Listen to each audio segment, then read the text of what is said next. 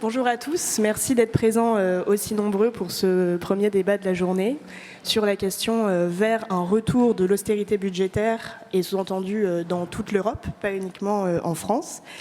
Pourquoi ? Les règles budgétaires européennes, dont les fameuses limites de 3% de déficit public et de 60% pour le ratio de la dette publique des États sur le PIB, qui sont les deux cibles les plus connues, sont de nouveau au centre du débat public en cette fin d'année 2023.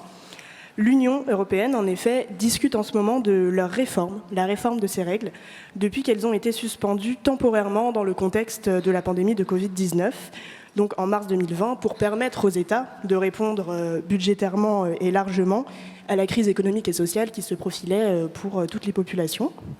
Donc cette clause de suspension arrive bientôt à échéance et la Commission a annoncé depuis novembre 2022 son ambition de réformer ces règles budgétaires pour les adapter davantage à la situation de chaque pays. Donc la série de réformes qui synthétise cette proposition de la Commission a été officiellement publiée et proposée en avril 2023, donc en avril de cette année. Donc certains, par exemple, dès l'année 2021 et encore dans le contexte de la pandémie, par exemple Olivier Blanchard, qui en avait publié une proposition dans la revue Le Grand Continent, plaidait notamment pour les rendre plus flexibles, pour la prise en compte de davantage de critères et pour évaluer la situation des États en passant de règles rigides à des standards qui soient plus adaptés à la situation économique et budgétaire de chaque État. Donc l'apparition également de la question des investissements stratégiques est nécessaire à la fois face à la crise climatique, face à la transition numérique, mais aussi aux transformations géopolitiques comme la guerre en Ukraine qui demande des investissements, a rendu d'autant plus actuelle et urgente la question de la réforme de ces règles des budgets de l'État, qui, il faut le dire, essuyait des critiques depuis déjà de nombreuses années. Donc pour discuter de cette question, nous avons le plaisir de recevoir aujourd'hui deux économistes, mais aussi un juriste et un historien, qui vont nous permettre d'éclairer tous les aspects de cette question fondamentale et très actuelle en termes d'agenda politique. Donc Sébastien Adalid, qui est professeur de droit public à l'Université de Rouen, Andreas Heils, qui est économiste, chercheur en politique économique européenne à l'Institut Jacques Delors, Dorothée Rouzet, chef économiste de la Direction générale du Trésor, et Laurent Varlouzet, professeur d'histoire européenne à la Sorbonne Université. Donc, pour ce premier tour de table, tout de suite, je me tourne vers Dorothée Rouzet pour vous poser la question, tout simplement en tant que chef économiste de la DG Trésor, comment vous envisagez cette réforme en cours ?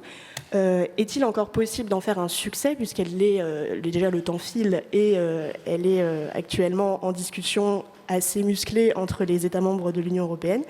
Donc, et pouvez-vous nous expliquer également la position de la France sur ce point et dans cette réforme ? Merci, bonjour à tous. Donc peut-être pour commencer, en fait, je vais revenir sur pourquoi on fait cette réforme, mais si vous avez un peu abordé les choses. En fait, si on revient à pourquoi on a des règles budgétaires communes dans une union monétaire, ce qui est un peu le principe de base, je dirais il y a peut-être trois objectifs qu'on devrait avoir. Le premier, alors qui est celui qui était bien identifié par les règles précédentes, donc celles qui ont été désactivées depuis la crise du Covid, qui est en fait d'assurer une discipline des finances publiques dans un contexte où en fait on est dépendants les uns des autres, c'est-à-dire que comme on a la même monnaie, en partie on partage, je dirais, notre crédit et notre crédibilité auprès des marchés financiers. Donc si un pays laisse filer son déficit, en partie ça a des répercussions sur les autres parce qu'il est un peu protégé par l'union monétaire. Donc c'est d'éviter un peu ce risque que on arrive à chacun essayer de faire plus de déficit sur le dos des autres, pour le dire un peu crûment. Mais il y a d'autres objectifs que devraient avoir des règles budgétaires et qui pour le coup n'étaient pas n'étaient pas assez présents dans les règles précédentes.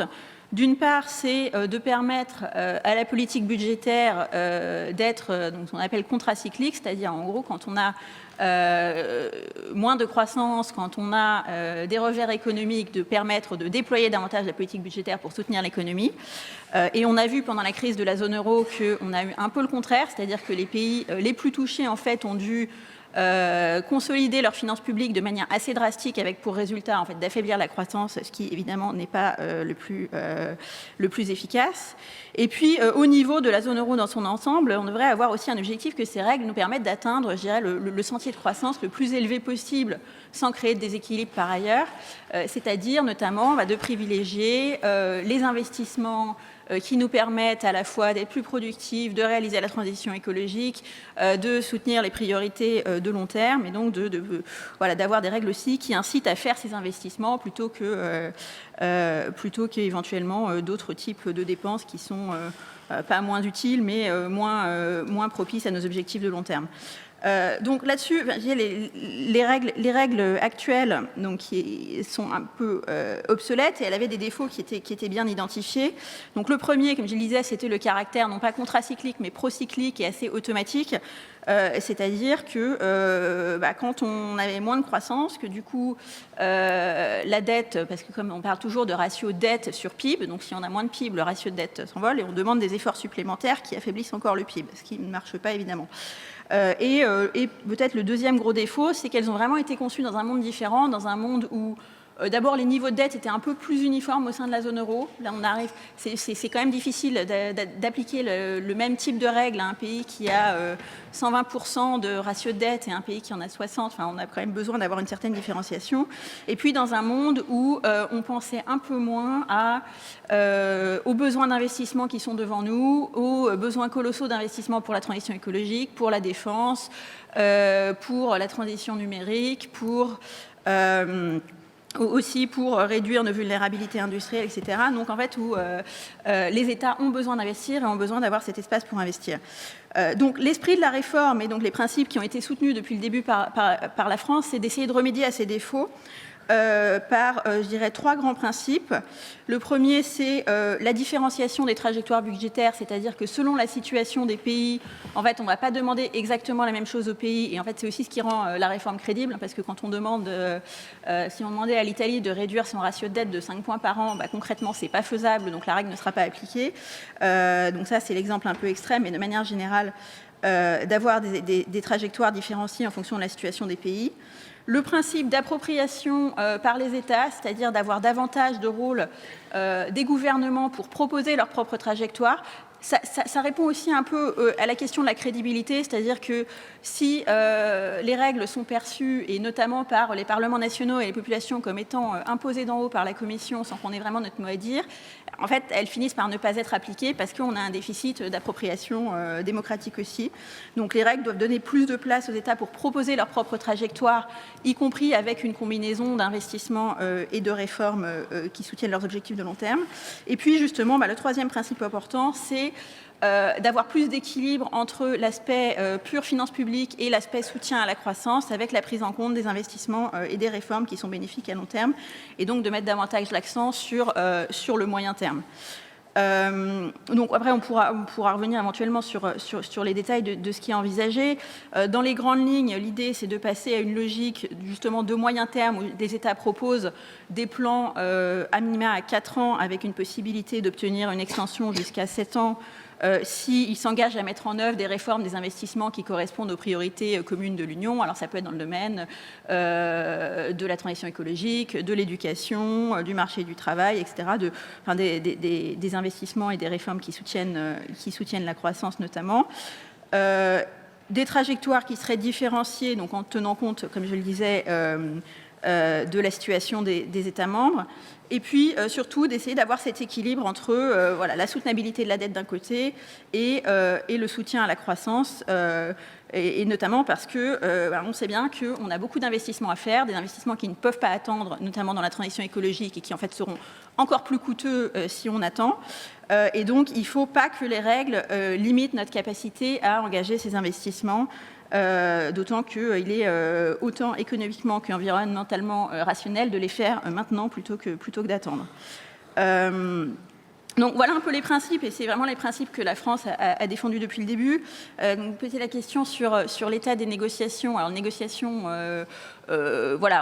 sont longues, on a beaucoup discuté. Du côté des ministères des Finances, on discute beaucoup entre les Français et les Allemands en ce moment, avec un bon espoir d'aboutir à un accord d'ici à la fin de l'année, même si ça prend du temps. Je dirais les principales lignes de faille dans la négociation, c'est des questions de degré sur ce que je viens de dire, à la fois sur le degré de différenciation dans le nouveau cadre, avec les pays dits frugaux qui insistent pour réintroduire notamment des règles numériques uniformes, donc de réduction uniforme, soit du déficit, soit de la dette, soit des deux, qui s'appliqueraient à tous les pays. Et donc, évidemment, là, le risque, c'est que si elles sont trop strictes, en fait, ça annule un peu tout ce que je viens de dire sur l'aspect différenciation, adaptation, incitation à faire des investissements. Donc là-dessus, la France est assez vigilante, évidemment. Et puis, l'autre ligne de faille, c'est sur...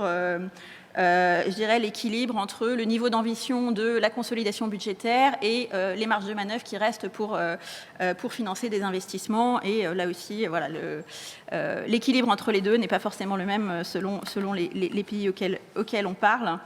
Et là-dedans, l'objectif de la France est quand même bien de préserver la rationalité économique du cadre, c'est-à-dire de ne pas défaire par des addendums les objectifs initiaux de la réforme, qui sont encore une fois plus de différenciation, plus de prise en compte de l'importance du sentier de croissance et des investissements et des réformes, par, je dirais, des critères numériques qui ne sont pas vraiment justifiés par une analyse de c'est quoi la soutenabilité de la dette à moyen terme. Donc voilà, encore une fois, ça avance. Donc tout est peut-être parce que je suis relativement optimiste, on a bon espoir d'aboutir à un compromis européen. La position de la France est d'être assez vigilante sur cet équilibre qui est vraiment au cœur des objectifs de la réforme. Merci beaucoup. Je pense que vous venez de prononcer un mot-clé qui est équilibre, et c'est la question que j'ai envie de poser à Andreas Heil. Comment vous envisagez cette réforme, et est-ce que pour vous cet équilibre savant et entre les différents objectifs semble être conservé? Merci beaucoup. Je me permets une petite correction au début. En fait, je suis formé en sciences politiques. Donc, en fait, on a même les 4 disciplines ici représentées sur le panel. J'aimerais aussi d'abord revenir sur quelques points aussi qui étaient déjà un peu discutés après votre question. Donc, je pense qu'il y a un point qui est très important à répéter, en fait, est la réalité aujourd'hui en Europe, qu'on a une zone monétaire commune, une politique monétaire en commune, mais on a des politiques budgétaires qui restent largement nationales. On a les budgets européens, mais qui est vraiment de petite taille.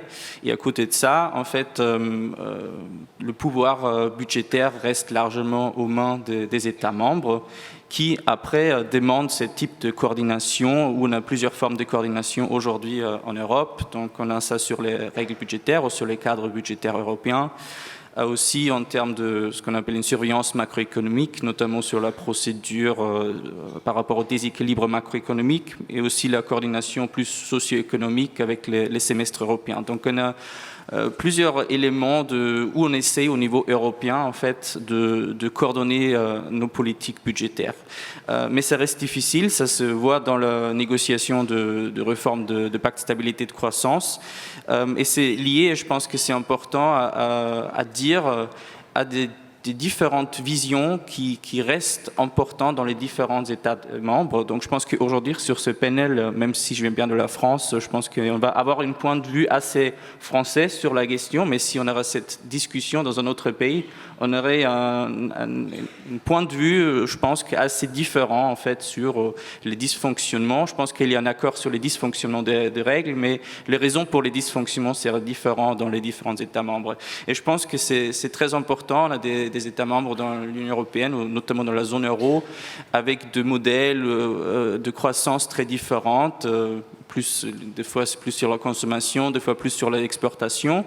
On a des visions différentes au niveau national par rapport au rôle de l'État dans l'économie. Donc c'est quoi le rôle que devrait jouer l'État, et donc aussi le budget pour gérer la macroéconomie en fait, et aussi finalement aussi des différences dans la perception quel rôle devrait avoir d'un côté des règles et aussi l'expertise dans la prise des décisions budgétaires. Et je pense que si on prend, c'est pas forcément que les cas extrêmes, mais je pense qu'on peut quand même les dire. En Allemagne, on a beaucoup plus cette tendance de dire d'avoir un rôle limité de l'État dans l'économie, et aussi une appétence très importante pour des règles et presque un point de vue assez critique sur le rôle d'expertise, où il y a toujours cette crainte que même les experts peuvent se tromper et ça peut mener à des politiques qui, dans le long terme, ne sont pas très cohérents. Et si on se met une fois des règles, même s'ils ne sont pas forcément toujours le mieux pour telle ou telle situation, dans le long terme, ça mènerait à une meilleure politique. Et en France, il y a beaucoup plus cette vision que des règles, si on les applique strictement. En fait, des fois, c'était même dit par des acteurs politiques, c'est stupide, c'est idiot, c'est pas en fait la bonne manière de gérer des contextes économiques difficiles ou différentes. Ça permet pas de réagir à des situations macroéconomiques, budgétaires de tel ou tel contexte, en fait. Et je pense que ça, il faudrait vraiment garder en tête. Si on regarde un peu pas que la réforme qui est sur la table aujourd'hui, mais aussi l'évolution de ce cadre budgétaire européen, on a quand même vu déjà plusieurs phases de réforme. C'était toujours un peu un processus aussi d'apprentissage et après de réapprentissage qu'on a vu que ce qu'on avait prévu finalement marche pas si bien parce qu'on a commencé, c'était dit avec les 3% et les 60%. Avec très peu de focus en fait sur le rôle procyclique ou contracyclique en fait de ces règles.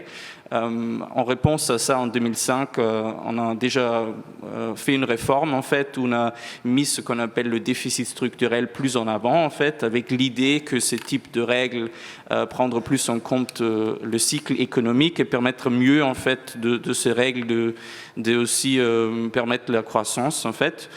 Après 2010-2011, on a vraiment, dans la crise de la zone euro et aussi la crise de la dette, on a vu plus de réformes. Il y avait déjà de dysfonctionnements vus de différents points de vue, d'un côté notamment de l'Allemagne, qui a dit que voilà, les règles ne sont pas suivies, en fait, vraiment. Donc, il faut renforcer, en fait, les moyens pour respecter les règles. On a aussi vu une multiplication, en fait, des règles. Et je pense que c'est aussi important maintenant pour la réforme des règles aujourd'hui. Beaucoup des États membres ont mis en place des règles budgétaires nationaux. En fait, 2 fois, c'était demandé en fait par le Fiscal Compact, par les pactes budgétaires européens. Mais il y avait aussi beaucoup de pays qui ont fait ça déjà en amont ou ont fait mis leurs propres règles. Et en fait, chaque réforme au niveau européen, même si c'est bien fait, en fait, ça peut aussi se heurter à des règles budgétaires au niveau nationaux qui ne sont pas forcément à réformer. Et donc, je pense qu'il faut garder ça en tête.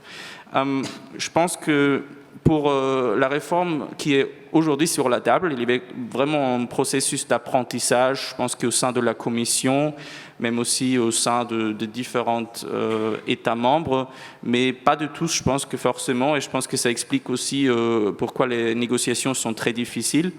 Parce que si une des points de vue qu'on a vu comme critique et comme une des raisons pour les réformes, la complexité, aujourd'hui, on voit que l'idée de simplifier, c'est déjà difficile si on va mettre en place un cadre budgétaire qui prend un peu en compte les différentes situations économiques, budgétaires des différents États membres.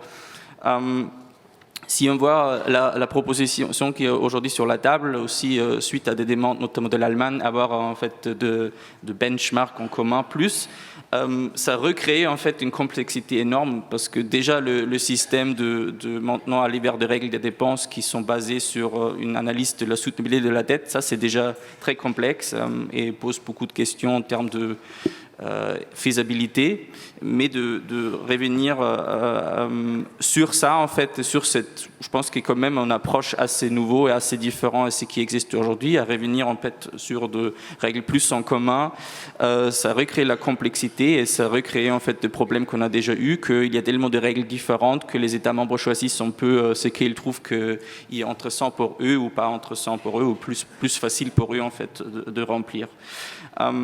Donc, mais on peut en discuter après plus en détail. Je pense que si on peut essayer d'évaluer la proposition, je pense que Est-ce que ça va dans le bon sens? Oui. Est-ce que c'est à l'auteur de défis?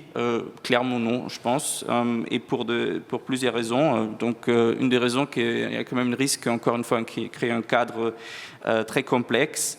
On essaie d'inciter les États membres à investir plus et mettre en place plus de réformes avec cette extension de ce plan structurel budgétaire. C'est un peu modélé sur l'idée de plan de relance avec le plan national de relance et de résilience. Mais là, c'était de l'argent nouveau, en fait, de l'argent européen qui était supplémentaire. Et je pense qu'on soit en base en termes de propositions, et même si la mise en œuvre va être compliquée, c'était quand même une bonne idée. Après là, l'incitation est beaucoup moins forte avec les nouvelles règles budgétaires, Sylvien, parce que ça reste de l'argent national en fait. Et donc, est-ce que les États membres vont tous décider qu'on va se contraindre avec un plan qui détaille beaucoup des investissements et des réformes contre un peu plus d'espace budgétaire? Je ne suis pas sûr. Je pense qu'il y a des pays pour qui ça c'est intéressant, mais des autres pour qui c'est pas intéressant. Et ça se heurte vraiment à l'ambition en Europe d'accélérer la transition verte. Je pense qu'un des grands problèmes pour la réforme aujourd'hui et pourquoi les positions restent très traditionnelles, je pense que dans termes de position entre notamment l'Allemagne et la France, c'est aussi parce qu'on n'a pas lié cette réforme à une réflexion plus large en fait des réformes de la gouvernance économique en Europe qui est vraiment dommage à mon avis. Je pense qu'on aurait vraiment pu essayer de trouver en fait de consensus ou de compromis plutôt en élargissant le champ des négociations et aussi de réfléchir, notamment aussi pour une suite du plan de relance à des nouveaux financements européens, vraiment de réfléchir sur une capacité budgétaire européenne ou des autres moyens en fait, où on a des financements qui viennent du niveau européen en fait. Et ça, je pense qu'après, on a pu trouver un compromis qui est un peu plus capable de traverser les différents points de vue qui restent importants entre les différents États membres. Et je pense que ça aussi, si on aurait plus de financement au niveau européen, on a pris ça ensemble, on a aussi eu beaucoup mieux lié ça à des incitations à investir et à faire des réformes. Et voilà, je me rate là et on peut continuer après. Merci beaucoup. Donc, on voit qu'on a identifié deux équilibres à atteindre, à la fois un équilibre entre des objectifs parfois sous des contraintes contradictoires et un équilibre entre conceptions économiques qui peuvent être extrêmement différentes entre États membres. Donc on a finalement, oui, deux équilibres sous des contraintes très contradictoires à démêler et à essayer d'atteindre. Donc Sébastien Adalid, sur cette question des objectifs peut-être contradictoires et de la manière dont la réforme a choisi de naviguer entre ces objectifs, est-ce que vous pouvez nous éclairer un peu plus? Alors, merci beaucoup. J'ai préparé un PowerPoint. Rassurez-vous, il est rapide. Alors déjà, merci aux organisateurs pour leur invitation et pour l'organisation. Sur les objectifs, et ce sera un peu en fait le centre de mon propos, le juriste que je suis, plus il étudie ses règles, moins il y croit. Parce que le projet intellectuel, d'un point de vue juridique derrière ces règles, me semble irréalisable.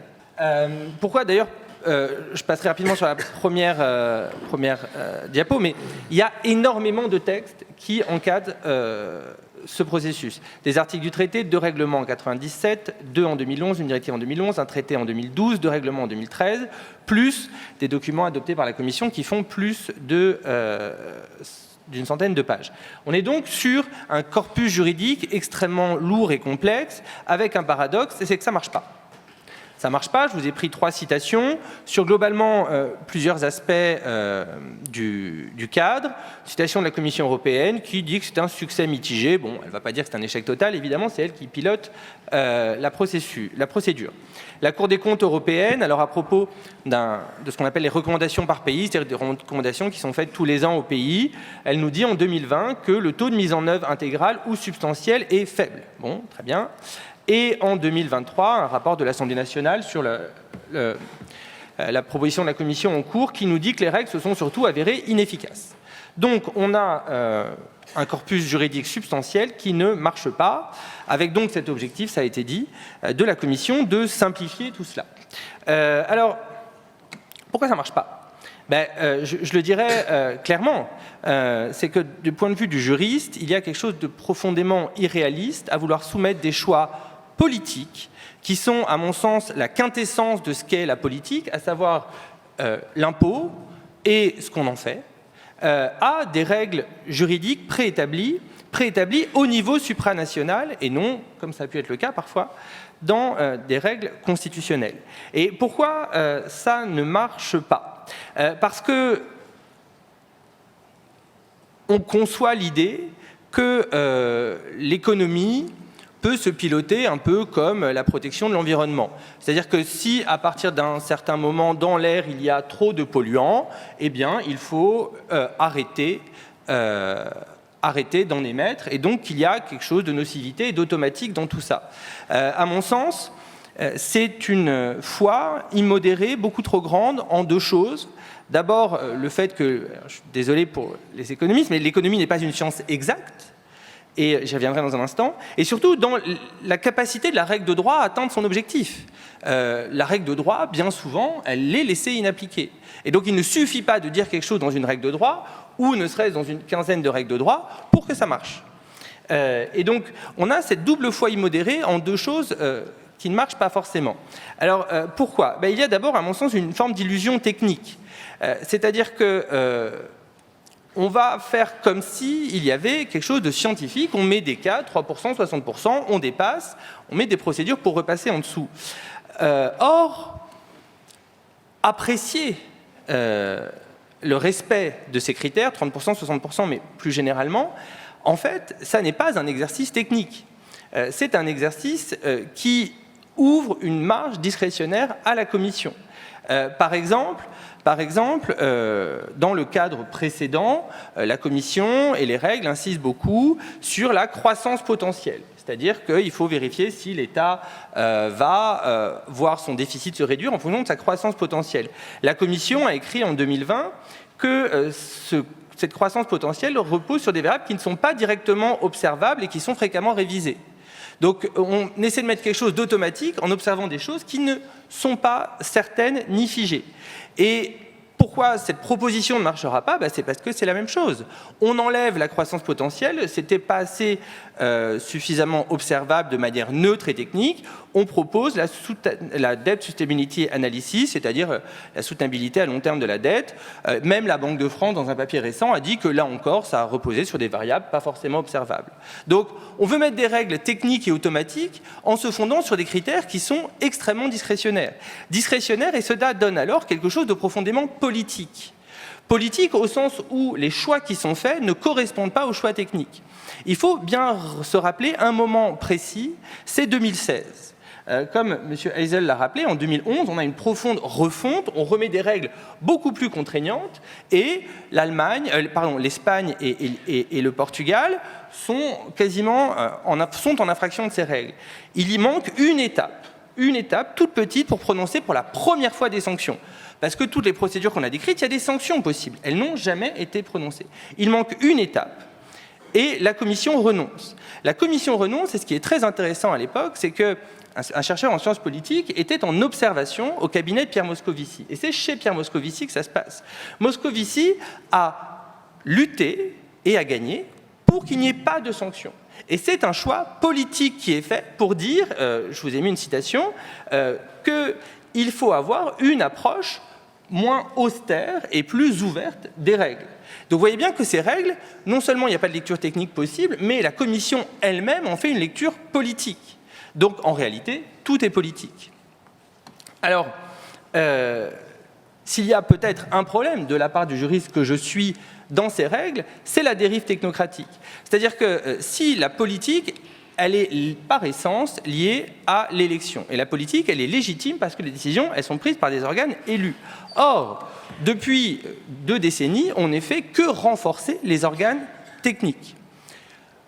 On peut débattre sur le caractère d'organe technique de la Commission, mais en tout cas, dans ce qu'elle fait pour la gouvernance économique, tout ça est extrêmement technique et il y a l'objectif de renforcer le pouvoir de ce qu'on appelle les organes non majoritaires, c'est-à-dire des organes qui ne sont pas influencés par l'élection. Donc en partie, la Commission, dans ses dans son activité dans la coordination des politiques économiques. Et puis même au niveau national, ça a été dit, hein, l'objectif en fait final, il serait de soumettre une partie des choix budgétaires à des organes, des institutions budgétaires indépendantes, c'est-à-dire des experts qui permettraient de piloter tout ça. Le tout, évidemment, avec une exclusion grandissante du Parlement, puisque le Parlement européen est à peine mentionné dans la proposition de la Commission, et puis les parlements nationaux, eh bien évidemment, plus on transfère de pouvoir...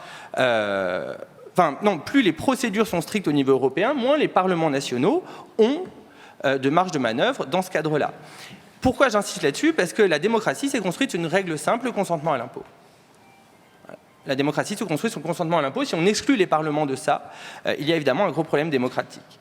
Et puis, j'ai parlé à l'instant d'une technocratie publique, mais en réalité, on oublie toujours la technocratie privée.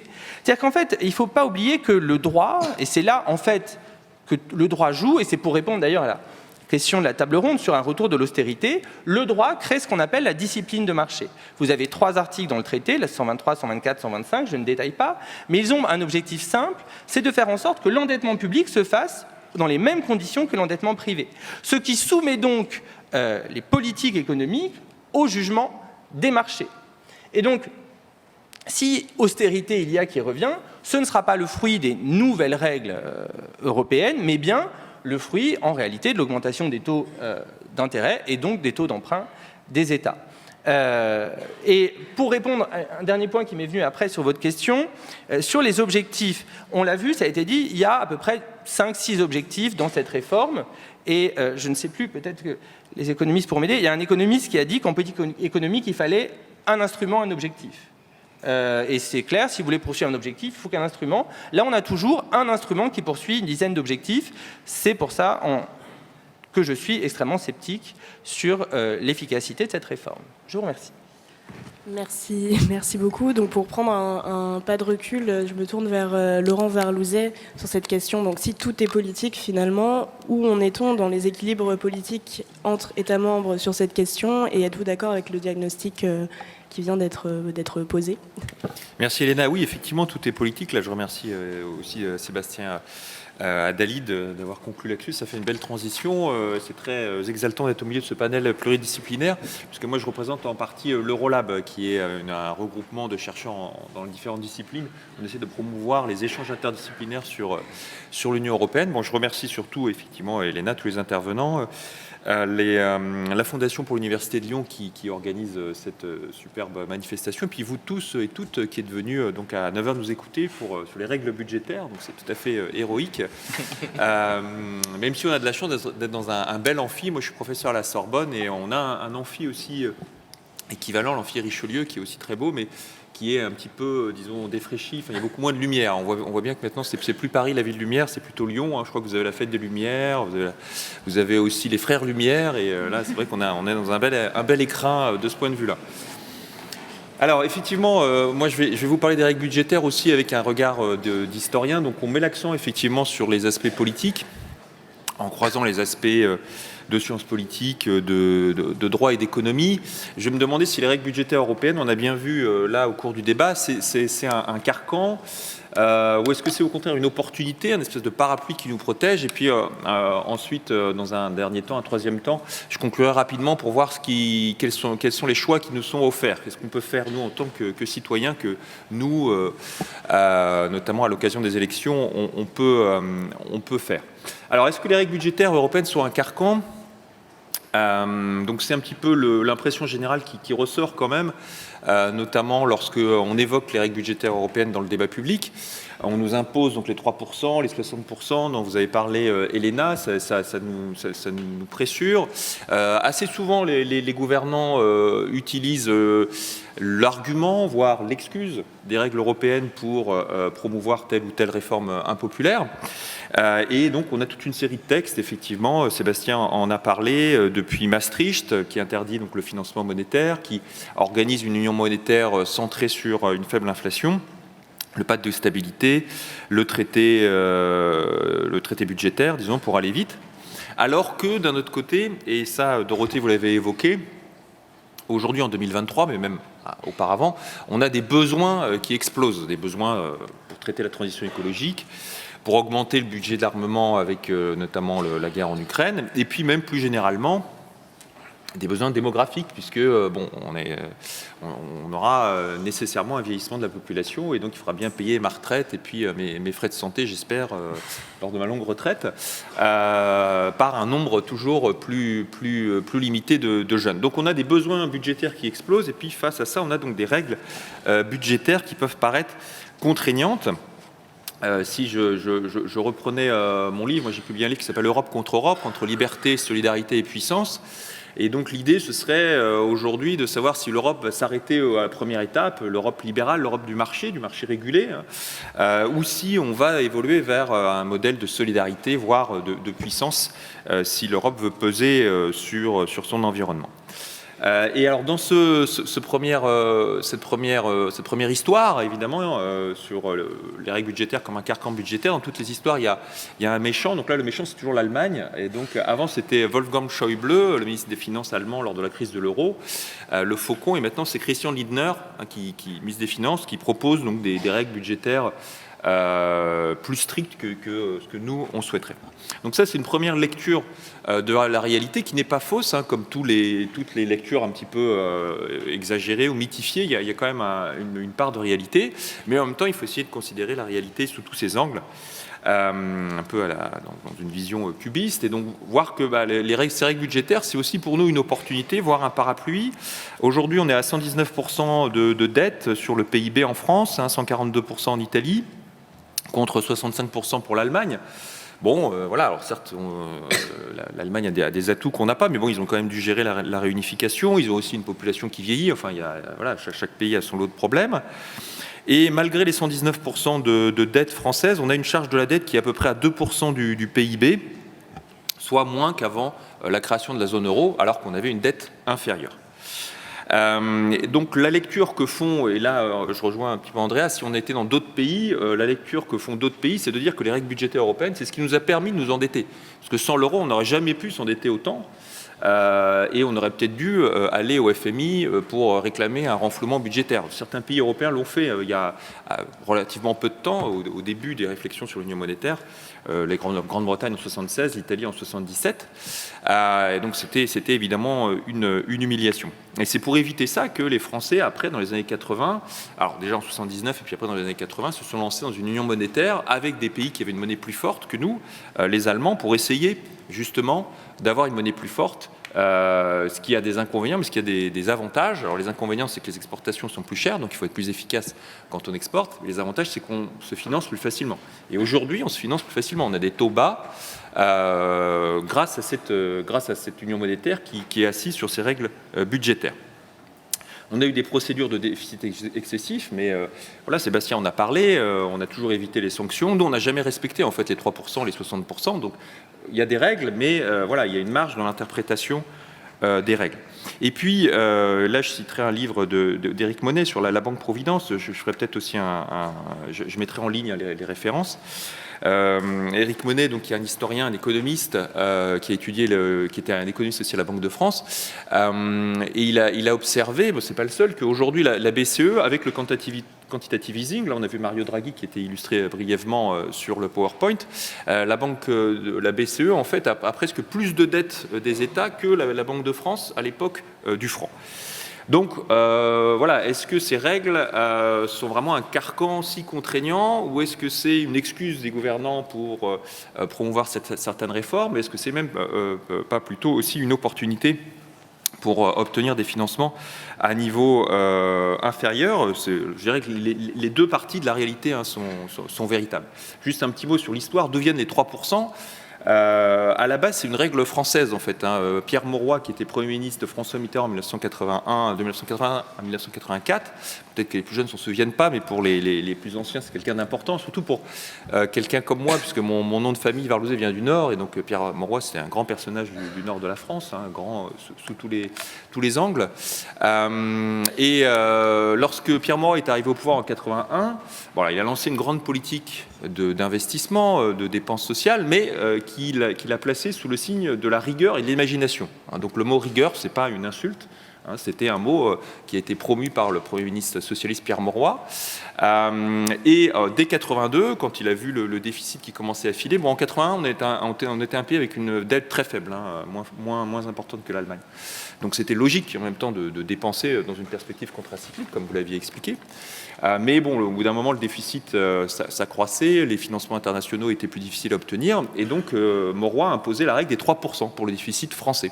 Ce qui paraissait logique, puisqu'à l'époque, c'était un petit peu la perspective de croissance, 3% par an, 3% de déficit. Et puis après, le chiffre est resté, et donc au moment du traité de Maastricht, on a estimé que c'était quelque chose de logique, que les 60%, c'était plus ou moins le niveau de la dette française de l'époque. Donc, quand on dit les règles sont imposées par Bruxelles, oui, c'est vrai, mais Bruxelles, c'est nous. Bruxelles, c'est pas juste des technocrates qui viennent de nulle part. Alors on parle d'institutions non majoritaires. Je vais y venir dans un troisième temps. On a quand même une marge de manœuvre. Quelle est notre marge de manœuvre à nous, une fois qu'on a fait ce constat, carcan, opportunité, notre marge de manœuvre, elle existe en tant que citoyen à travers le vote. Alors notamment le vote aux élections européennes. Vous pourrez voter en juin 2024, l'année prochaine, je crois que c'est le 6 juin, il me semble. Alors en France, il y a pas peu de partis qui vont promouvoir des règles budgétaires strictes, mais disons que vous aurez quand même un choix entre des partis qui sont plus ou moins rigoureux, d'autres qui proposent plus ou moins de dépenses. Et votre vote, il va permettre de déterminer les députés européens, mais aussi la présidence de la Commission. C'est ce qui s'est passé la dernière fois. Et puis après, là, c'est plus aux élections nationales où vous allez voter pour des gouvernants qui vont eux-mêmes désigner le prochain gouverneur ou la prochaine gouverneure de la BCE. Donc, in fine, on a tous une voix. Alors évidemment, c'est très frustrant parce qu'on a l'impression que notre voix n'est pas étudiée, mais n'est pas entendue. Mais ça, c'est ce qui s'appelle la démocratie. Donc voilà, vous devez tenir compte des autres personnes. C'est toujours un petit peu pénible. Alors, on n'a pas non plus un choix illimité, puisqu'on a quand même des règles qui s'imposent à nous, des règles financières.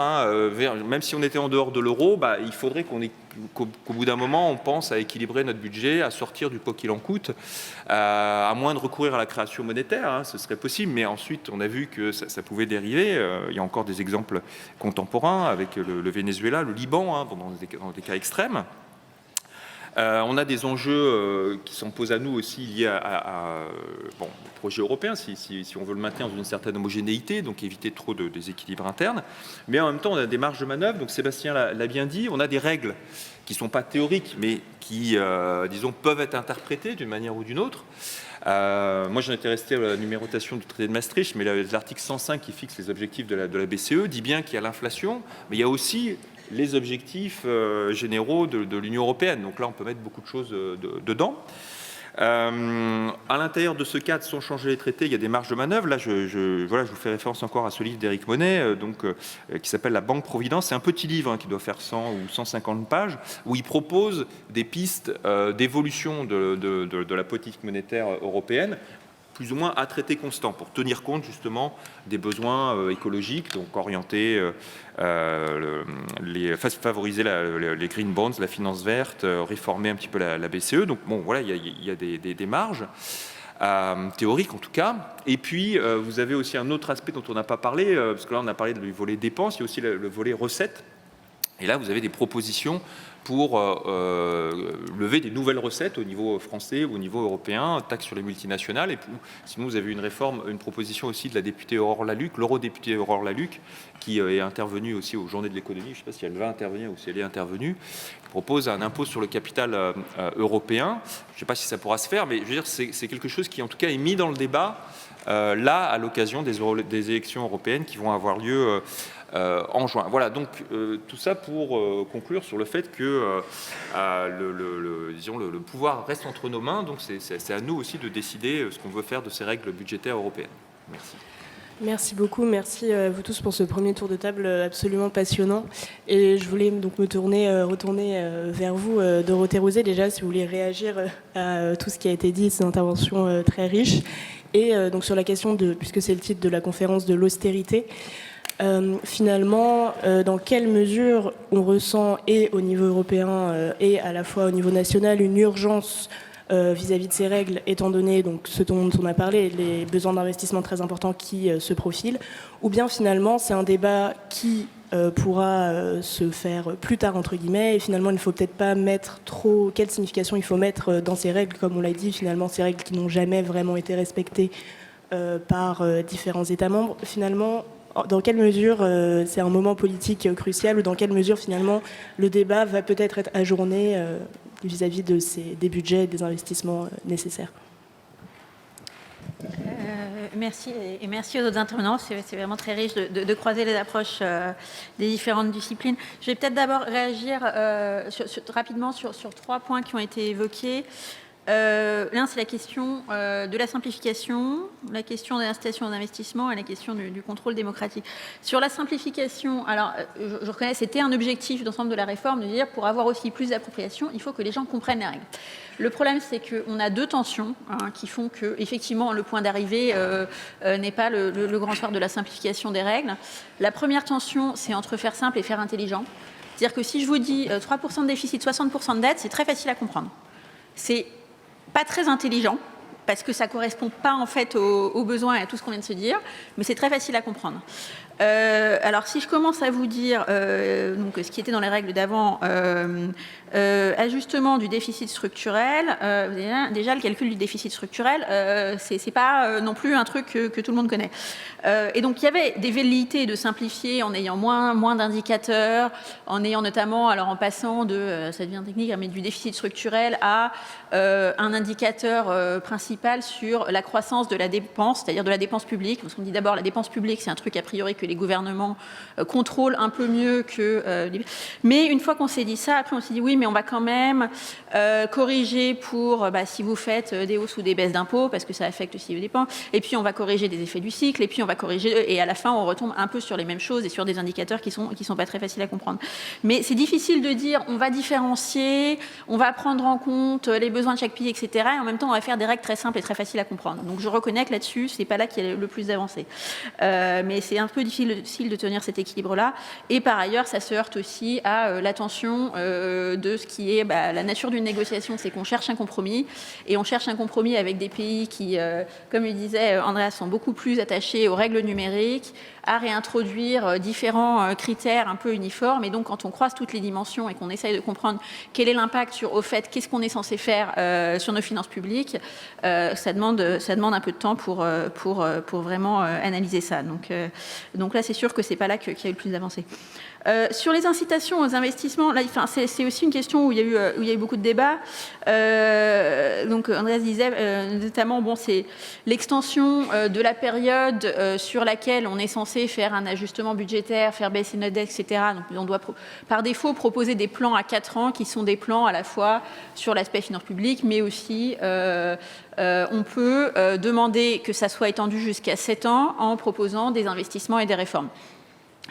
Ça n'a peut-être pas l'air de grand-chose comme ça, mais en fait, c'est assez puissant comme incitation parce que pour un pays comme la France, en fait, ça réduit de moitié l'effort budgétaire qu'on doit faire par année. C'est-à-dire qu'en fait, on peut, et ça nous donne des marges pour investir qui sont vraiment significatives. Si on doit faire, alors là c'est à titre illustratif, c'est pas forcément évident, mais si on doit faire un demi-point de PIB d'effort budgétaire au lieu de 1 point de PIB par an, concrètement, vous avez quasiment 15 milliards de marge supplémentaire pour investir. C'est pas rien, 15 milliards pour investir. C'est en gros la moitié de l'effort, plus ou moins, qu'on doit faire pour la transition écologique. Donc c'est absolument pas neutre cette extension. Et par rapport à d'autres choses qui ont pu être mentionnées, type par exemple exclure certains investissements des règles budgétaires. C'est vrai que nous, on a plutôt défendu cette approche de l'extension qui permette assez facilement d'avoir l'extension dans la mesure où on s'engage vraiment à faire des investissements supplémentaires. Parce que dès qu'on commence à se dire oui mais on va exclure le vert, puis certains diront faut aussi exclure la défense, puis en fait l'éducation c'est de l'investissement. Après ça donne lieu, en fait je veux dire tous les gouvernements seront très très forts en créativité comptable pour vous expliquer que toutes leurs dépenses sont au fond de l'investissement, et donc on retombe un peu à la case départ. Donc en fait c'est un mécanisme qui est assez assez basique en un sens, mais qui donne des vraies incitations en fait en termes de quel effort on vous demande.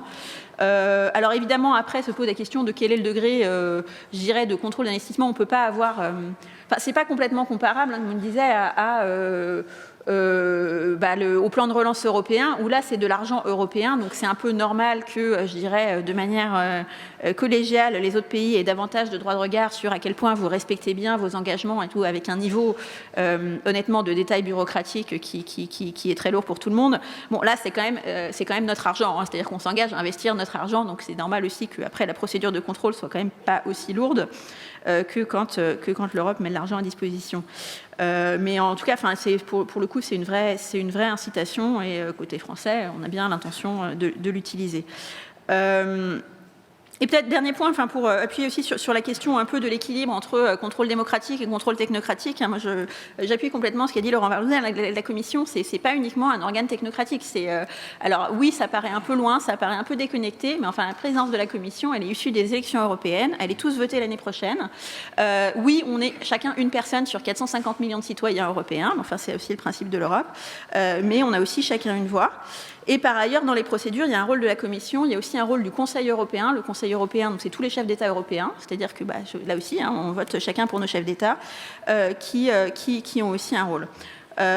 Donc, il y a toujours... de toute façon, quand on se dote de règles, forcément, on se dépossède d'un peu de marge discrétionnaire, mais en même temps, on est tous dépendants les uns des autres, et c'est aussi pour ça qu'on a des règles communes. Et je pense qu'il faut...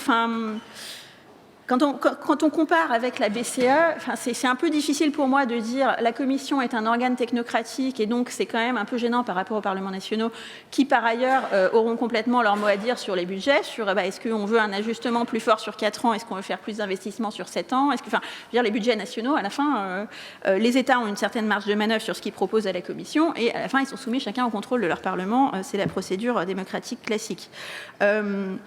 En revanche, si on ne peut pas reprocher le côté un peu trop technocratique de la Commission et se dire par ailleurs, mais c'est quand même gênant que la BCE ne puisse pas faire du financement monétaire, parce que la BCE, pour le coup, elle est indépendante, elle n'a aucun lien avec aucune élection. Et donc dire que la BCE, au fond, par son action, pourrait complètement influencer la politique budgétaire, là, pour le coup, ou décider de donner un peu plus de marge à un pays, un peu moins à l'autre, de manière complètement discrétionnaire, pour moi, poserait peut-être davantage de problèmes démocratiques. Pour répondre rapidement sur la question de est-ce qu'on va vers l'austérité, je pense que justement, l'objectif, en tout cas pour nous de cette réforme, c'est de ne pas retomber dans les travers du passé, et notamment les travers des années 2010. Alors on sait que on a vécu 3 années complètement hors normes, y compris sur la dépense publique et de manière parfaitement justifiée pour protéger nos économies et nos citoyens. On doit revenir à une certaine forme de normalisation. Le plan de la France, c'est un ajustement budgétaire qui est réel, mais qui est aussi graduel. On reviendrait sous 3% en 2027, parce que justement, on cherche l'équilibre qu'on défend dans le cadre européen, on le cherche aussi dans notre cadre franco-français, dans notre propre trajectoire budgétaire, à la fois d'avoir des marges de manœuvre. Si jamais une prochaine crise arrive, il faut qu'on ait les moyens d'agir.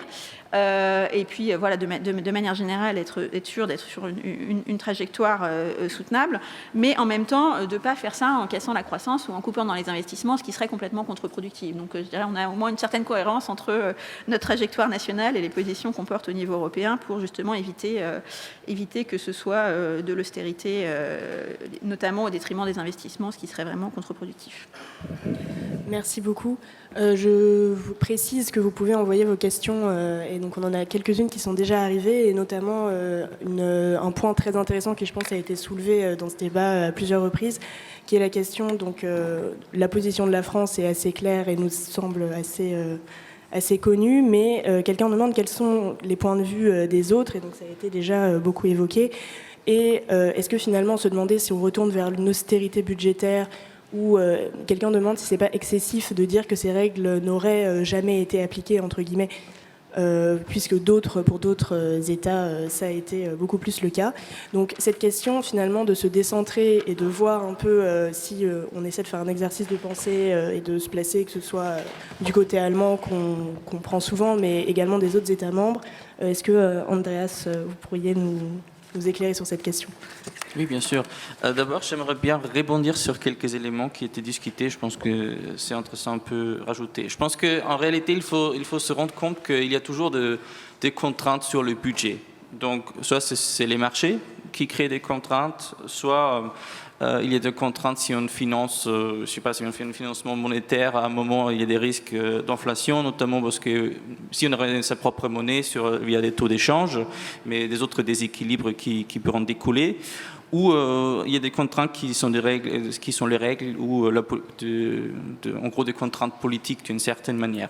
Et donc il y a des contraintes en tout cas. Et donc il faut toujours réfléchir quel type de contraintes on cherche ou pas et comment on peut gérer cette situation. Dans le cadre de la zone euro, on a une monnaie commune. Je pense que c'est très difficile de ne pas avoir une coordination budgétaire dans l'absence d'un budget européen qui est vraiment détaillé. Et donc, je pense que c'est important qu'il y ait une certaine forme de coordination aussi sur en termes de politique budgétaire et macroéconomique. Donc, quelle position en termes de stimulus ou de consolidation budgétaire les différents États membres prendraient dans la situation optimale. Sur le non-respect de la règle, est-ce que c'est un très gros problème ou pas? Est-ce que ça montre que le système ne fonctionne pas du tout? Et est-ce que ça montre plutôt qu'il y a une certaine intelligence ou une expertise derrière qui, après, essaie on peut réagir aux défauts de règles? Je pense que si on regarde en fait l'application de règles les dernières, depuis que ces cadres existent, en fait, oui, il y a quasiment tout le monde qui dit que les règles sont peu suivi dans le sens que dans plus de 50% de cas par année par pays, en fait, les règles ne sont pas suivies, donc on ne suit pas exactement la règle. Au même temps, si on regarde les analyses économiques, on voit bien que ces règles ont eu un effet sur les politiques budgétaires. Il y avait quand même, on parle d'un effet magnétique en fait de ces règles, donc vers les 3% ou aussi vers le déficit structurel de 0,5%. La question est-ce que c'est optimal ou pas? Je pense que c'est pas le cas, et donc il y avait aussi cette tendance à avoir différentes en fait effets magnétiques par pays en fait en réalité. Mais je pense que c'est utile d'avoir la coordination et aussi avoir des objectifs. La question est à quel point ces règles doivent être contraignantes ou pas, ou à quel point en fait on revient sur une intelligence économique pour réfléchir quand ou pas on devrait mettre en place ces règles. En fait, c'est intéressant si on regarde la réforme qui est aujourd'hui sur la table. La réalité, avant la réforme ou avant 2020, c'était plutôt on a mis en place des règles budgétaires contraignantes, mais il y avait une application, un respect de ces règles assez faible, dans le sens qu'il y avait une flexibilité en fait, qui était politique à la fin pour poursuivre cette règle. Et l'idée, je pense que aussi de la réforme, c'était un peu de renverser ça, donc rendre les règles plus flexibles, mais en contrepartie aussi de rendre en fait le respect de ces règles plus fort. C'était un peu cette idée de plans structurels budgétaires qui sont vraiment contraignants pour une période plus longue, parce qu'aujourd'hui il y a le plan budgétaire au moyen terme, ils sont vraiment que indicatifs en fait. Et donc ça c'était quand même la tendance en termes de comment vous le revoir ça. La question est, je pense que ça reste le problème si il n'y a pas de mesures significatif plus large au niveau européen, en fait, ça reste un problème, en fait, même si on devient plus flexible, l'application aussi reste toujours une question assez politisée. Je pense qu'un autre point que j'aimerais bien aussi lever, en fait, là, on parle beaucoup du niveau européen, mais il y a des contraintes constitutionnelles qui sont propres à des différents pays, qui, je pense, dans la réalité, sont très importants et définissent même d'une certaine manière aussi les positions des différents États. Et par exemple, en Allemagne, c'est pas du tout un problème si un gouvernement ou si le Parlement et donc les acteurs se contraignent eux-mêmes, par exemple avec l'offre de dette, aussi de choix budgétaires de l'avenir, parce que c'est le Parlement qui l'a décidé. Ça pose pas trop un problème pour le cours constitutionnel allemand. En France, par contre, si on regarde différentes réformes qui étaient menées les dernières 2 décennies en France, l'idée de la souveraineté, et donc la souveraineté budgétaire, aussi la souveraineté du peuple en France, c'est tellement fondateur en fait de la Constitution française que chaque fois qu'un gouvernement ou un parlement, donc c'est plutôt les gouvernements qui font les propositions, a tenté en fait de mettre de règles plus contraignantes sur ça au niveau français. Il y avait notamment le Conseil d'État, mais aussi des autres institutions qui étaient très critiques en fait. Et donc même à l'avenir en fait, il faut prendre ça en compte, parce que même si on veut renforcer le cadre en termes de suivi des règles au niveau européen, il reste de traditions et de valeurs institutionnelles aussi différentes dans la Constitution qui sont tellement importants et je pense qui est utilisé aussi dans le passé, mais qui contraignent aussi la possibilité en fait de contraindre au niveau européen tous ces éléments et je pense que c'est important à voir parce que par exemple un élément de la Constitution française qui aujourd'hui je pense que est plus important que le suivi des règles est la sincérité de finances publiques en fait qui est quelque chose qui est contrôlé et qui mène deux fois, je pense que au gouvernement français de faire des propositions de consolidation budgétaire qui sont moins ambitieux que qui est prévu par les règles, mais que le gouvernement trouve qui est réalisable en fait. Et il y a d'autres pays qui, dans la proposition de budget aussi de moyen terme, proposent des choses qui rentrent dans les règles, mais à la fin, ils ne sont pas capables de tenir ça parce qu'ils ne mettent pas en place les mesures, etc. Pour rebondir sur votre question, oui, on parle beaucoup de l'Allemagne, mais c'est parce que c'est un pays important dans les décisions européennes et il y a beaucoup d'autres pays qui peuvent se cacher derrière l'Allemagne, en fait. Et donc, c'est toujours facile de dire que c'est l'Allemagne qui ne veut pas une réforme vraiment profonde. C'est vrai d'une certaine manière parce que notamment l'idée sur les règles sont à suivre, c'est important. Ça, c'est vraiment quelque chose qui est incarné quand même beaucoup aussi chez les économistes allemandes, notamment qui travaillent sur des questions macroéconomiques, mais il y a évidemment aussi des autres pays comme les Pays-Bas, les pays scandinaves, l'Autriche, des autres pays qui ont aussi une vision qui est moins la vision de la France en fait, qui aimerait avoir cette plus de flexibilité et plus cette logique économique ou ce que la France revendique comme une solution plus de gérer ça d'une manière économique et pas de simplement mettre en place des règles. Et voilà. Merci beaucoup. Je me tourne vers Sébastien Adalid sur cette question que finalement la flexibilité pourrait être, au lieu d'être un signe de dysfonctionnement, plutôt peut-être un signe d'intelligence des règles. Est-ce que, si on retourne un peu le problème, vous êtes d'accord avec cette question ? Et on vous posait également la question de qu'est-ce que vous entendez par la technocratie privée que vous avez évoquée dans votre intervention ? Merci beaucoup.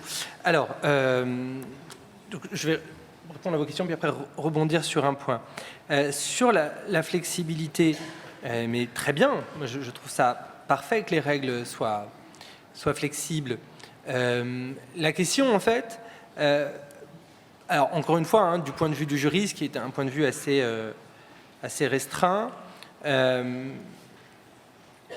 c'est comment s'exerce cette flexibilité.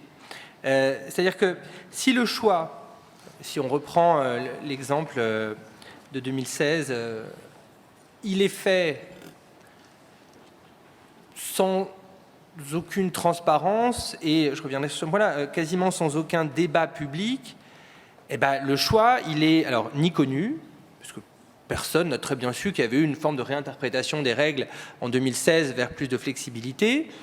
Il est peu accepté parce qu'un choix qui ne fait pas l'objet d'un débat public, souvent il n'est pas compris, il n'est pas accepté, et donc il apparaît comme illégitime. Et finalement, en fait, plus généralement, pourquoi si on réfléchit, Andreas Heisel en parlait dans un instant, des contraintes constitutionnelles, lorsque on révise la Constitution, ça fait l'objet d'une procédure parlementaire, d'une procédure démocratique, d'un débat.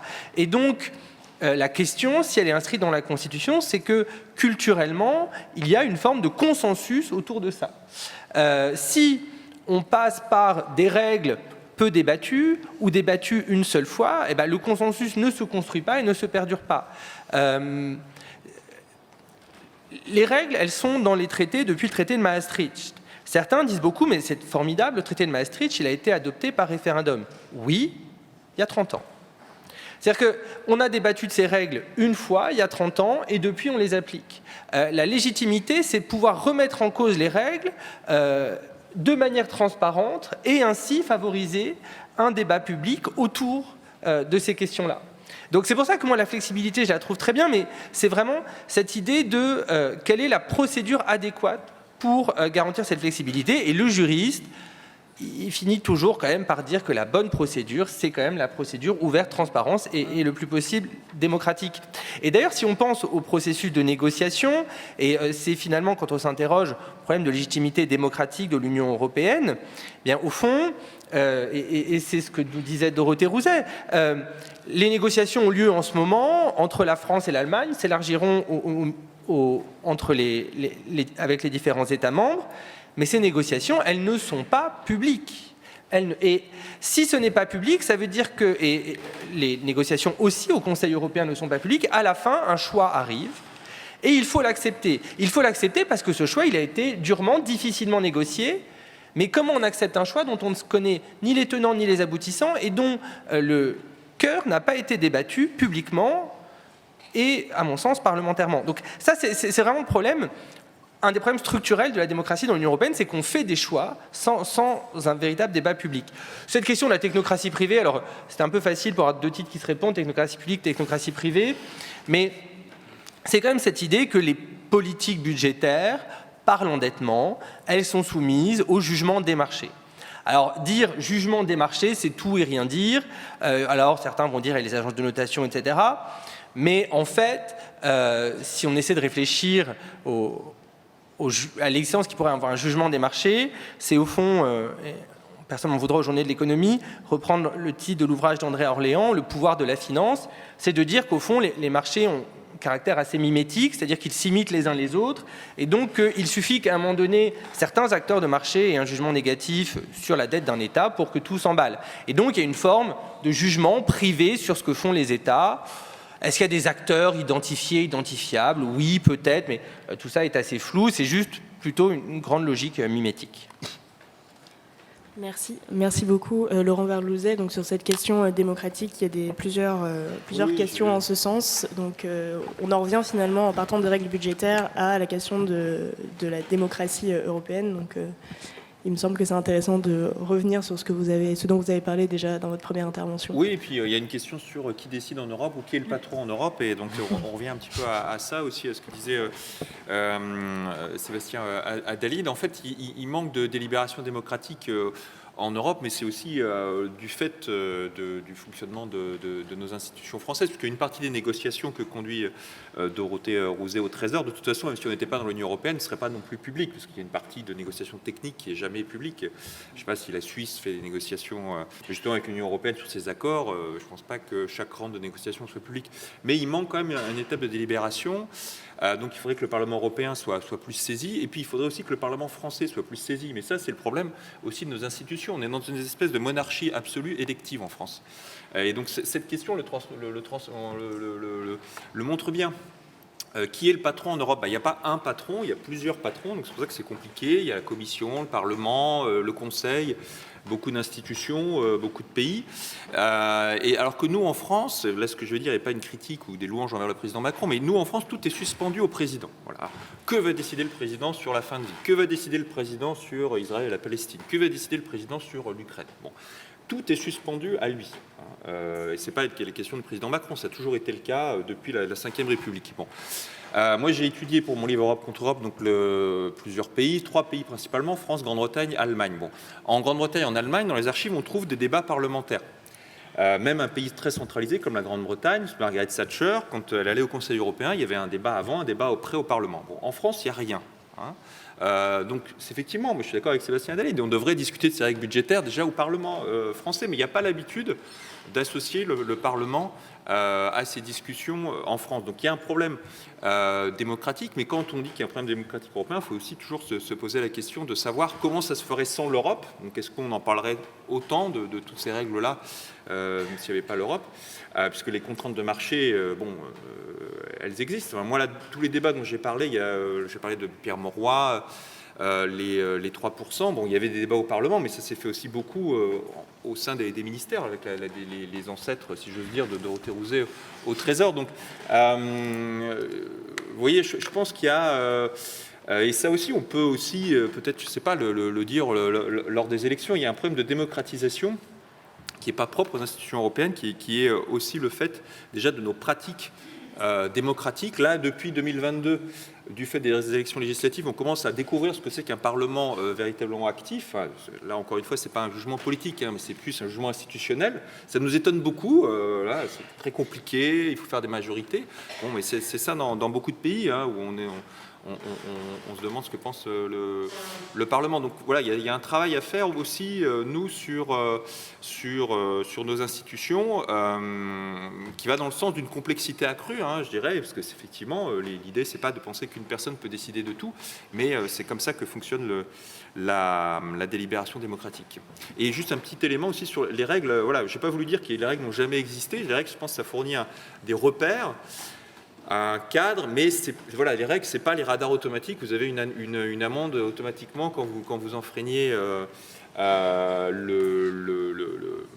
limitation de vitesse. C'est plutôt avant les radars automatiques. Avant les radars automatiques, il y avait si vous étiez pris, vous aviez toujours une marge de négociation. Si vous connaissiez quelqu'un au commissariat ou à la préfecture, c'est plutôt ça les règles budgétaires. C'est-à-dire que si vous êtes la France, voilà, vous connaissez quelqu'un à la préfecture, donc on peut vous laisser passer un petit peu plus de choses.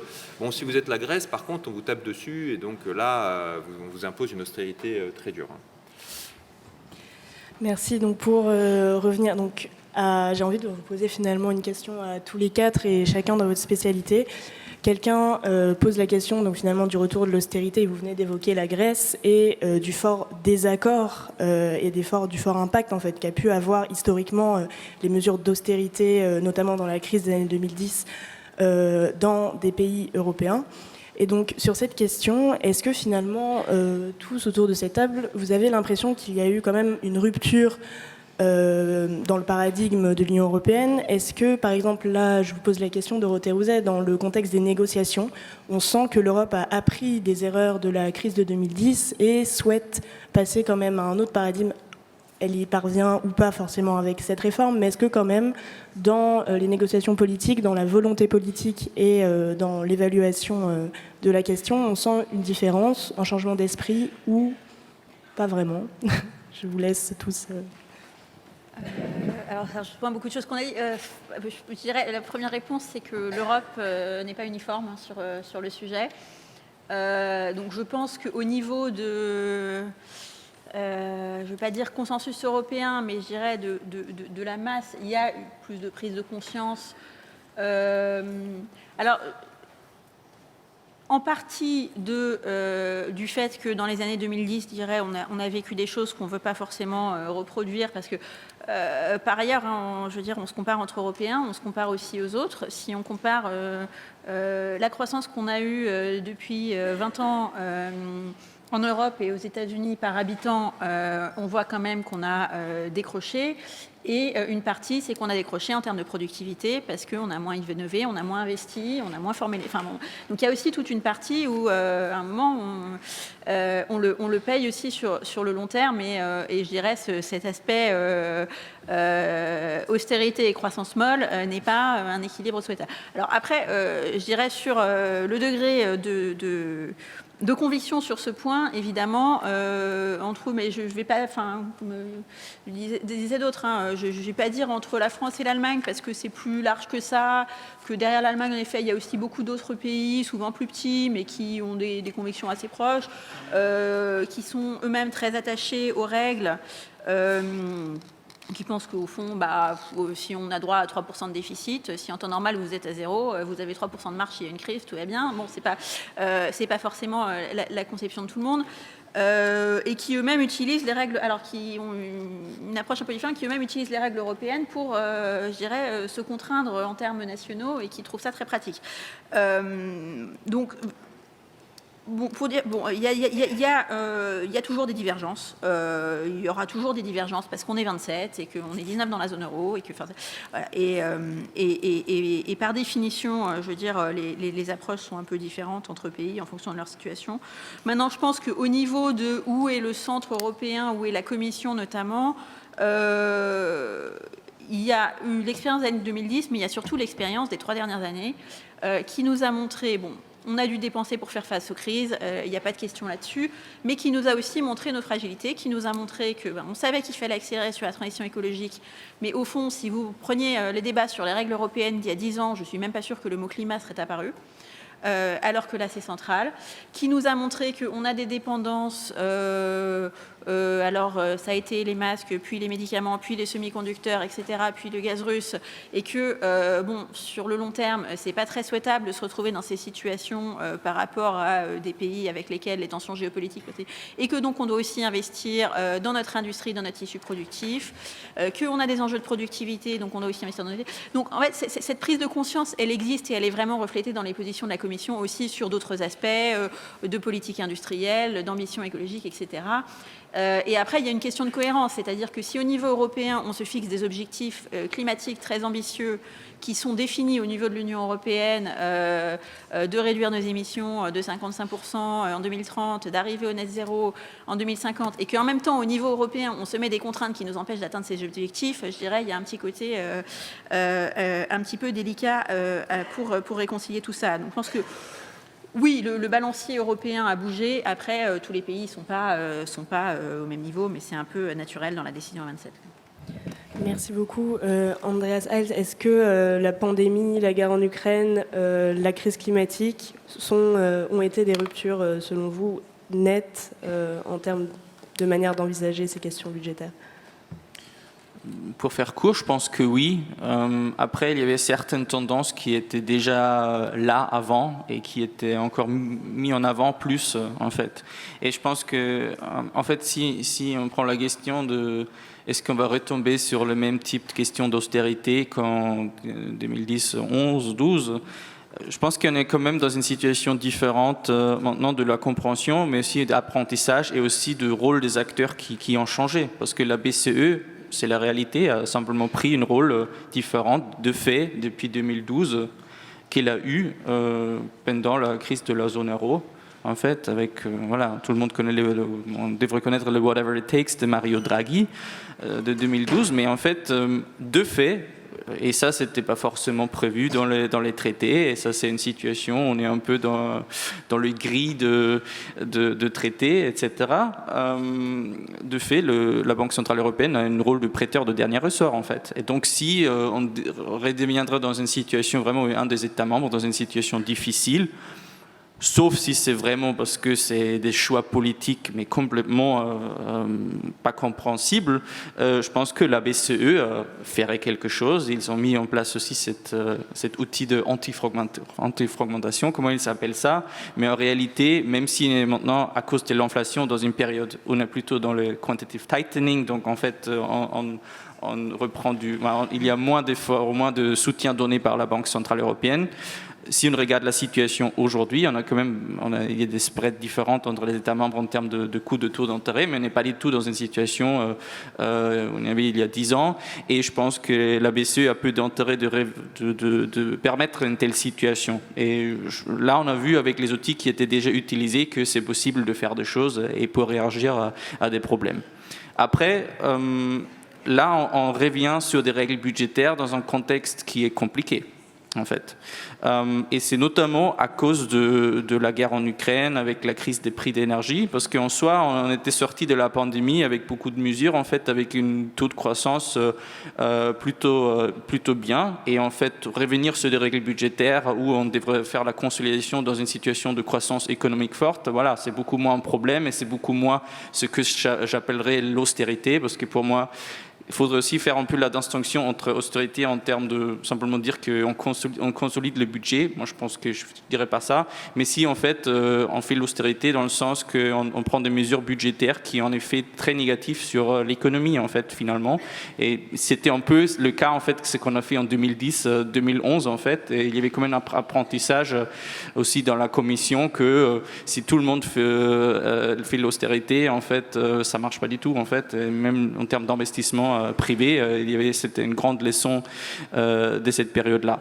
Mais on a quand même maintenant dans une situation où la BCE a dû beaucoup augmenter le taux d'intérêt. On revient sur des règles budgétaires dans une situation de quasi-récession dans certains États membres ou proche à une récession, où les taux d'intérêt aussi augmentent beaucoup, qui a un effet dans le moyen terme sur le coût de le service de la dette. Et même si c'est évoqué que, voilà, aujourd'hui la France n'a quand même pas non plus une situation qui était pire qu'il y a 30 ans, c'est quand même quelque chose qui crée de la pression supplémentaire en fait sur le budget et va quand même créer certaines difficultés et de choix difficiles dans le contexte où on reviendra sur des règles budgétaires. Donc ça, c'est sûrement à voir dans ce contexte-là. Merci beaucoup sur cette question de y a-t-il eu un apprentissage, que ce soit vis-à-vis de la crise de la dette en 2010, de la pandémie du climat. Est-ce que vous notez également un changement chez qui, puisque vous posez la question de s'il y a flexibilité, qui pilote entre guillemets cette flexibilité. Donc si vous pouvez revenir sur cette question et sur la première. Alors, sur la première, comme vous l'avez dit au début, je suis en Normandie, donc je vais faire une vraie réponse de Normand sur l'apprentissage. Je vais vous dire oui, peut-être et non. Oui, parce que ça a été dit en effet par Andreas Leisel, Dorothée Rouzet, les questions de transition énergétique, d'investissement de caractère procyclique, tout ça aujourd'hui est au cœur du raisonnement de la Commission, donc à l'évidence. Peut-être parce que je crois que tout va se jouer en réalité dans les quelques années qui viennent, quand le plan de relance arrivera à échéance et qu'il faudra rembourser la dette collective. Puisque lorsque, en plein cœur de la pandémie, on prend la décision d'un plan de relance, alors 600 milliards d'euros, si je ne dis pas de bêtises, ou 500, j'ai un doute maintenant, mais bon, peu importe, une somme considérable. Pour la première fois, la Commission emprunte sur les marchés. Enfin, elle avait déjà emprunté avant, mais de manière très très limitée. Donc bref, quand les financements ne seront plus disponibles pour les États, première étape, et deuxièmement, quand il faudra rembourser la dette, là, on sera à un vrai tournant. Et de voir comment ces étapes-là sont gérées, est-ce que... Voilà. Donc, et avec, derrière tout ça, un débat qui est technique, mais une caractère fondamentale, c'est celui des ressources propres. C'est-à-dire, est-ce que l'Union européenne peut avoir ses propres impôts? Elle en a déjà. Il y en a déjà qui sont en cours de création. Donc voilà. Ça, c'est le peut-être sur cette idée que le tournant, il est peut-être à venir, et de savoir en réalité si l'étape symbolique du plan de relance, on s'endette en commun, elle sera pérennisée ou non. Voilà. À mon sens, le peut-être, il est là. Sur le non, c'est que qu'est-ce qui, alors encore une fois, je reviens toujours à la même chose, mais qui était problématique à mon sens dans ce qui s'est passé dans la crise de la dette, c'est ce qu'on appelle la conditionnalité. C'est-à-dire de dire, on va vous aider si vous respectez nos critères. Or, qu'est-ce qui s'est passé depuis 2010? On a une généralisation de la conditionnalité. Quand est voté le plan de relance, est voté en même temps un texte sur la conditionnalité politique. C'est-à-dire qu'il dit tout simplement, si vous ne respectez pas l'état de droit, on ne va pas vous donner l'argent qu'on vous propose. À mon sens, on a là la confirmation de cette tendance généralisée de l'Union européenne de réduire tous les enjeux politiques à une question technique. Le débat s'est fait avec la Pologne et avec la Hongrie. Le problème avec la Pologne et la Hongrie, c'est même plus un problème politique, c'est un problème philosophique. La démocratie libérale est une conception des sociétés contemporaines fondamentalement différentes des nôtres. Donc on essaie de confronter un débat même plus politique, à mon sens métapolitique et philosophique, en leur disant on ne va pas vous donner l'argent qu'on vous doit. Je crois que là, non, on n'a pas appris. Parce qu'au contraire, on généralise une technique qui a été problématique démocratiquement, économiquement, à des questions qui nous dépassent assez largement et qui en plus ne font que faire le jeu de ces partis-là, là où ils sévissent. Merci beaucoup Laurent Verlouzet sur cette question. Y a-t-il un changement de paradigme dans la manière d'aborder ces questions? Un petit peu, oui. À Bruxelles, on dit parfois que l'Europe devient plus française, puisqu'on parle plus de politique industrielle, de flexibilité des règles budgétaires. Bon, je pense il y a eu un apprentissage quand même collectif des erreurs, le fait de l'austérité infligée à la Grèce, qui était, disons, socialement, politiquement, je dirais immoral, et puis qui était aussi économiquement contre-productif, puisque même les économistes néolibéraux, disons américains, considéraient que c'était pas forcément illogique à quelqu'un qui est très endetté, très surendetté, d'aider massivement au début plutôt que de laisser pourrir la situation. Ça, c'est une première chose. La deuxième chose dont on n'a pas beaucoup parlé, c'est les aspects aussi contracycliques. Vous avez commencé à en parler un petit peu, mais le contracyclique, c'est aussi au niveau des États, c'est-à-dire que les règles budgétaires, d'un côté, les États en déficit doivent faire des efforts, mais d'un côté, les États en excédent ou, disons, très peu en déficit doivent aussi faire des efforts pour soutenir la conjoncture. Et ça, c'est des discussions anciennes, hein, depuis les années 70, on en parle. En 78, on appelait ça la locomotive. On avait fait un grand plan de relance. La locomotive, c'était l'Allemagne et le Japon qui devaient relancer et tirer les pays dont j'ai parlé tout à l'heure, l'Italie et la Grande-Bretagne, qui étaient très en déficit, qui avaient dû aller au FMI. Puis nous, on était un peu entre les deux, on était moyennement bien gérés. Bon, voilà. Donc on était dans les premiers wagons. Et ça, c'est une idée qui a été beaucoup évoquée, la crise de l'euro. Ça n'a pas été fait. Et là, peut-être que ce serait un petit peu moins problématique aujourd'hui. Donc ça, c'est un des enjeux, effectivement. Est-ce que l'Europe devient plus française, ou disons plus ouverte, en tout cas, ou plus plurielle? C'est un des enjeux des élections de juin 2024. Merci beaucoup. Donc c'est une très belle conclusion de cette discussion absolument passionnante et qui nous permet d'être, je pense, un peu plus armés vis-à-vis de ce débat très d'actualité, hein, puisque c'est en cette fin d'année que les États membres discutent de cette réforme. Donc je vous remercie à tous. Je vous remercie tous d'être venus ce matin aux aurores parler des règles budgétaires européennes, et je vous remercie à tous les quatre. Merci beaucoup pour cette discussion vraiment passionnante.